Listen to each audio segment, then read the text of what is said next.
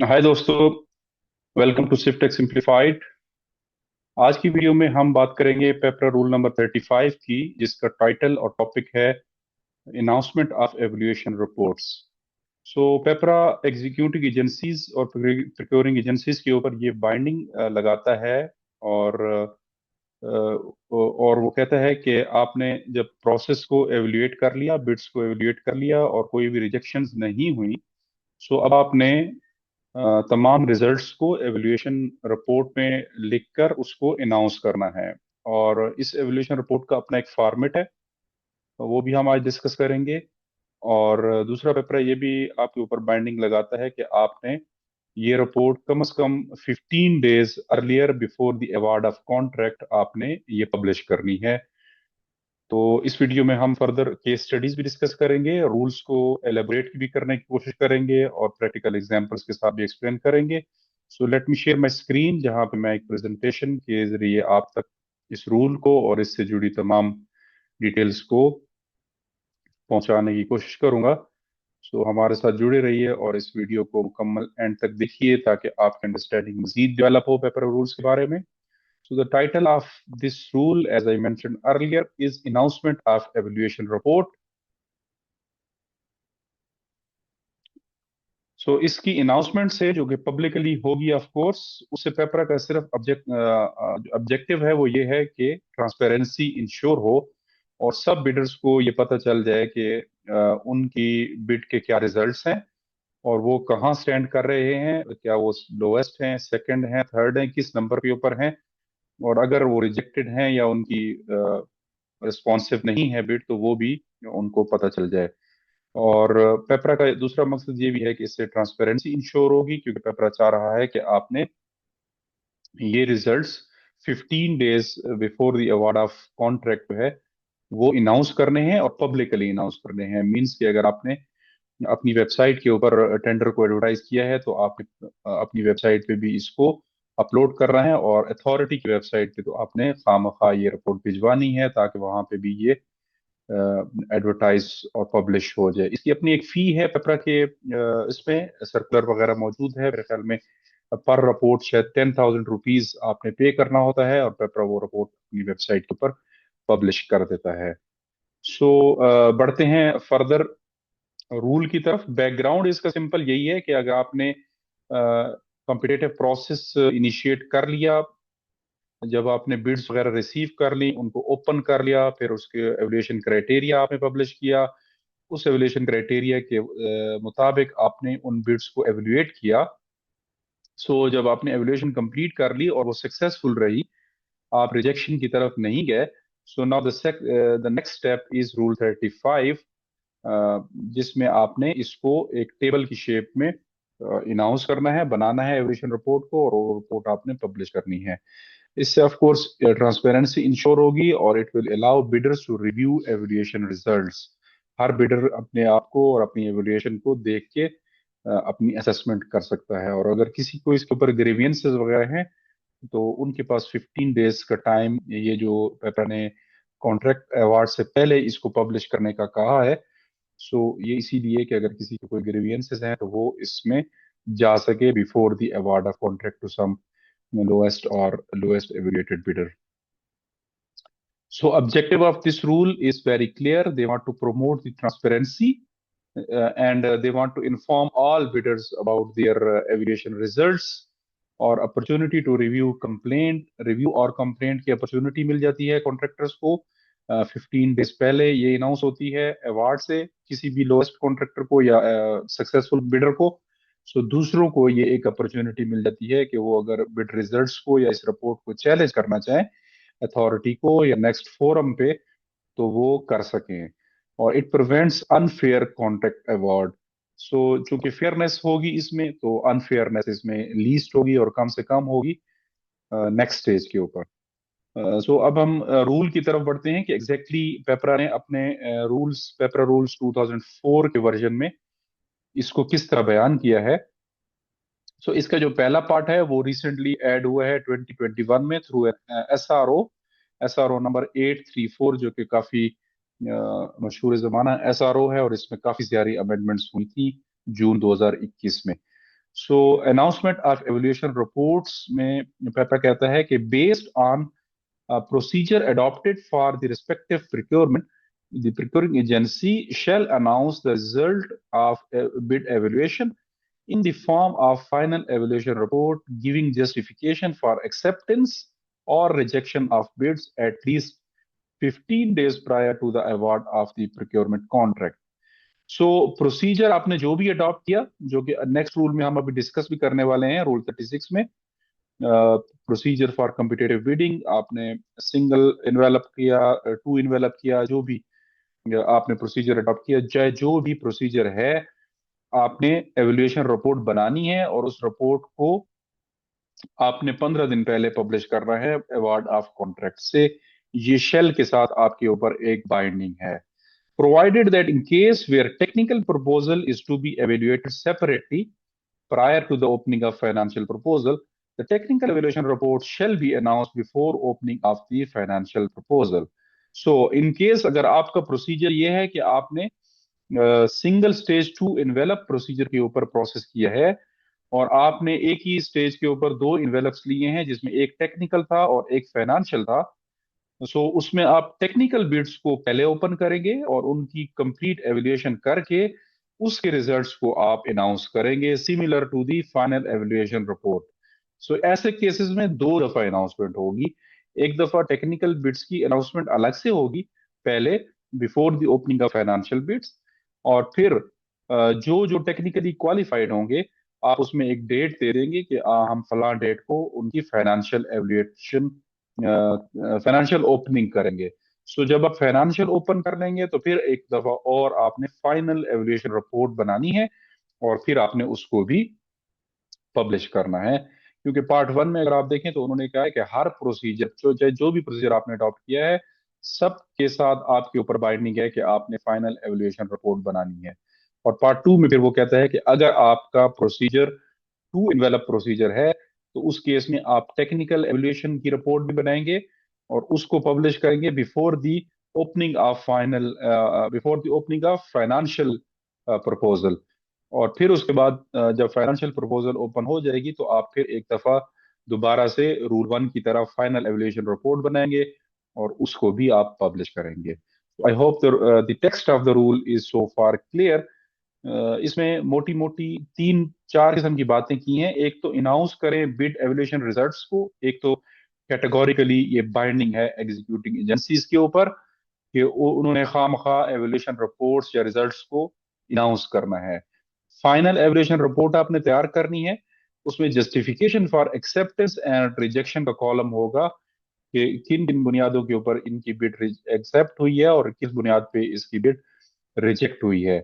और आपने अनाउंस करना है 15 days before the award of contract to the successful bidder. ये ओवरऑल इसका क्रक्स है रूल 35 का। What is evaluation report?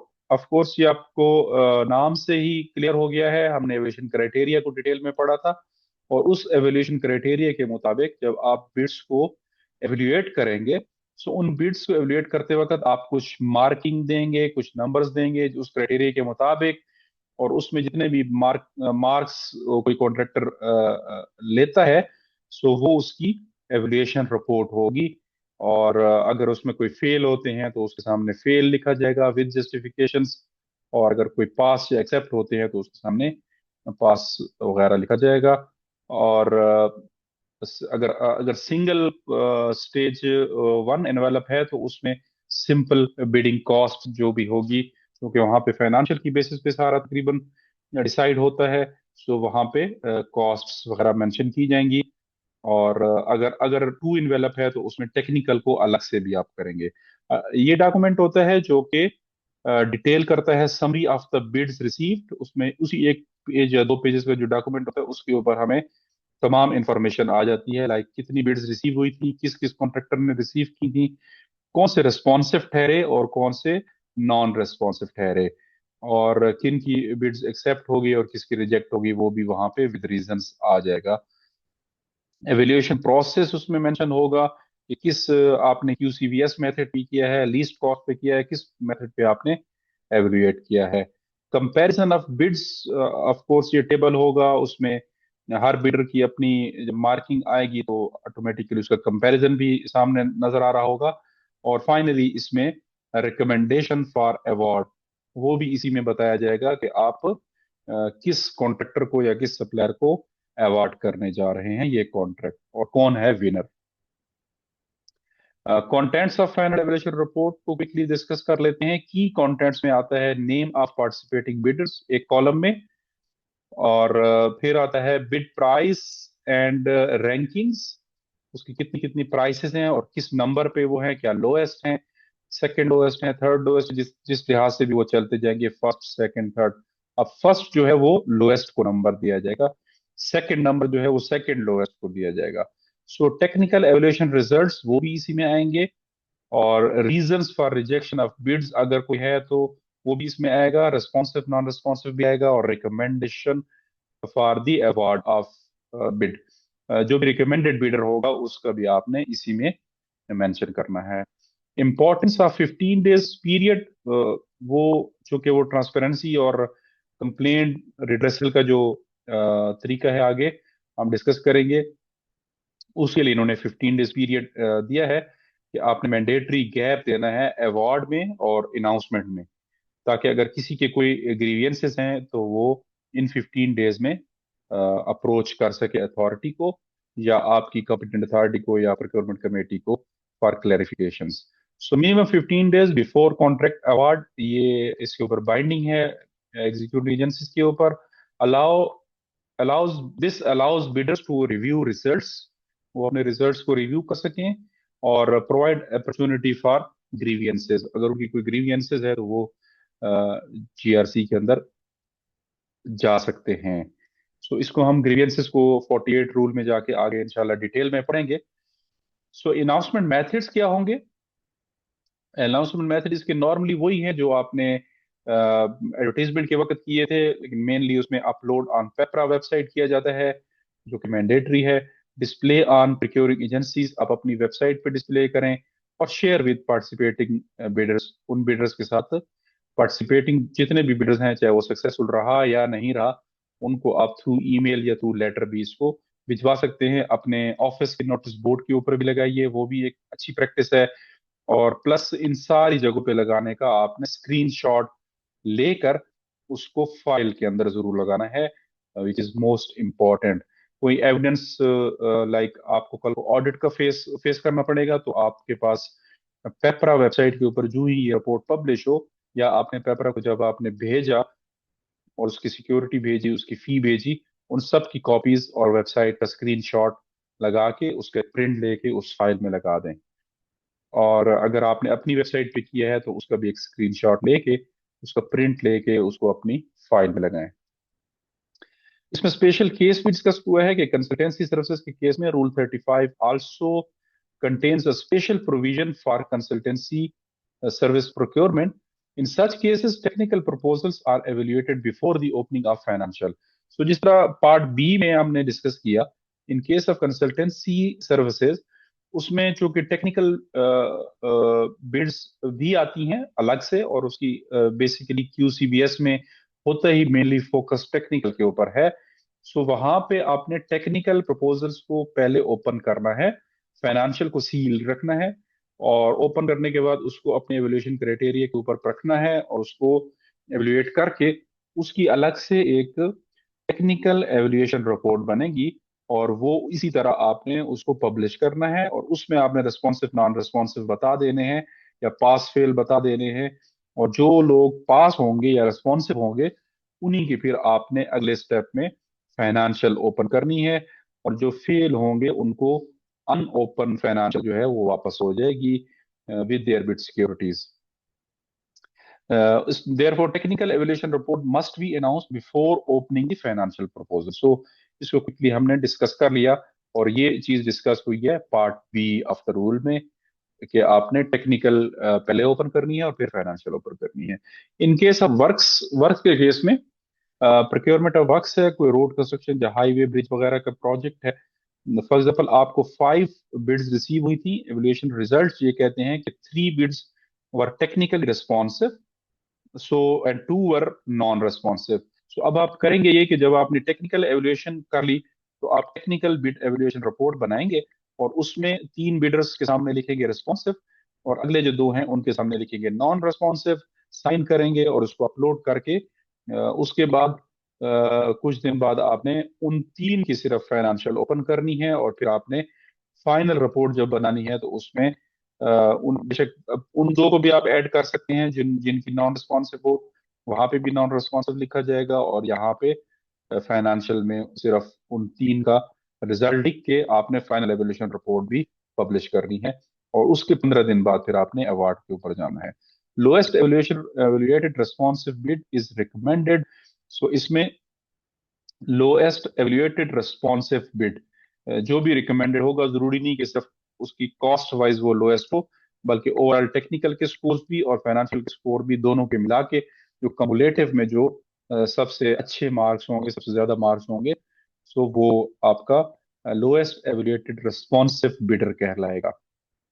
In case of goods, goods के केस में फॉर एग्जांपल कोई मेडिकल इक्विपमेंट का प्रोजेक्ट है आपका, तो आपने सम beads were technically non complaint, कुछ बिडर्स थे जिन्होंने स्पेसिफिकेशंस को फॉलो नहीं किया और आपको जो इक्विपमेंट ऑफर किया है वो आपके साथ कंप्लाइंट में नहीं है और आप उसको नहीं ले सकते।